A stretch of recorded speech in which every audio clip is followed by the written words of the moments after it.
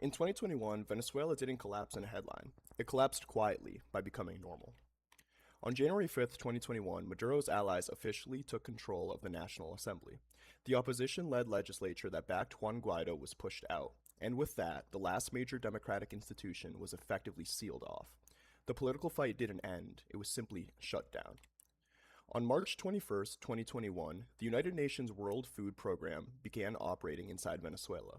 That's not normal. The WFP doesn't enter countries because things are going fine. It enters because people are hungry, because children are missing meals, because the crisis has now crossed the line. This was the world quietly admitting Venezuela was now a humanitarian emergency. By June 1st, 2021, Venezuela had developed something surreal, a second economy. People were using US dollars in daily life, not officially, not proudly, but because the bolivar had become unreliable.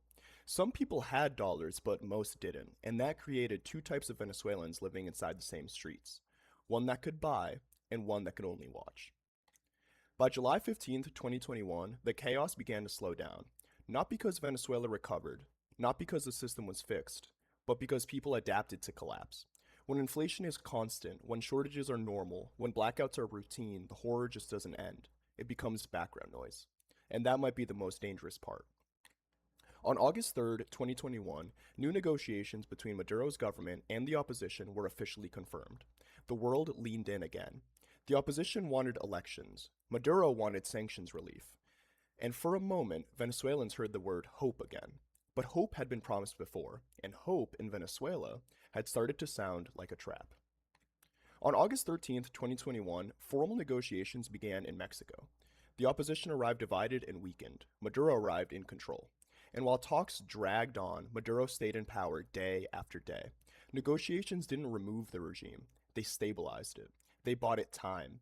And time is the most valuable currency a dictatorship can ever receive. On November 21st, 2021, Venezuela held regional elections. Some opposition groups participated. Many Venezuelans stayed home. Turnout was low, and the system remained the same. This wasn't democracy returning, it was collapse being managed. A country going through the motions while the outcome stayed the same.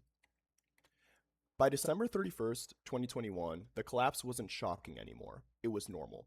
People adapted to dollars, shortages, blackouts, and fear.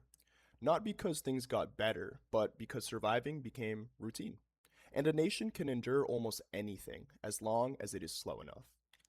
2021 wasn't the year Venezuela collapsed. It was the year the world stopped paying attention and Venezuela was forced to live inside the collapse. 90 likes for part 17 and go Pats!